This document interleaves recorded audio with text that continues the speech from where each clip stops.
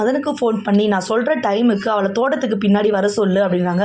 சரிங்க கௌதம்னு சொல்லிட்டு ஐஸ்வர்யாவுக்கு மெசேஜ் பண்ணுறாரு. இந்த மாதிரி நான் சொல்கிற இடத்துக்கு நீ வரணும், உன்னை நான் பார்க்கணும், உங்கள்கிட்ட பேசணும்னு சொல்லிட்டு பக்கத்தில் இருந்து மகா சொல்கிறாங்க.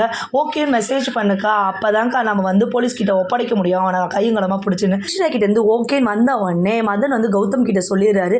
நல்லா மாட்டினா இன்னைக்கு இவ்வளோ கூடிய சீக்கிரம் வீட்டை விட்டு துரத்துறோம், நம்ம கல்யாணம் பண்ணிட்டு நிம்மதியாக இருக்கலாம், இனிமேல் ஐஸ்வர்யா தொல்லை இனிமேல் நமக்கு இல்லைன்ற மாதிரி ரொம்பவும் சந்தோஷப்படுறாரு.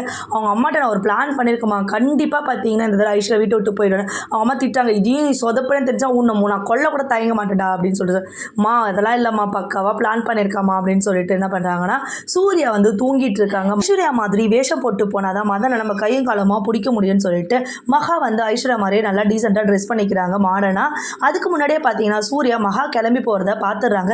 எங்கே இவங்க 2 பேர் போகிறாளுங்க, ஏதாவது பிரச்சனையில் மாட்டிக்க போகிறாளுங்கன்னு சொல்லிட்டு ஒளிஞ்சிக்கிட்டே பார்த்துட்டே அவங்க பின்னாடியே போகிறாங்க. அப்போ ஐஸ்வர்யாவும் மகாவும் 2 பேரும் பேசிகிட்டு இருக்காங்க.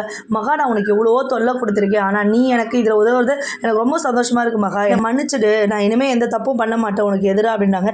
இதை எல்லாத்தையுமே பார்த்தீங்கன்னா சூர்யா ஒளிஞ்சது கவனிச்சிட்டு இருக்கிறாரு ஓரமாக.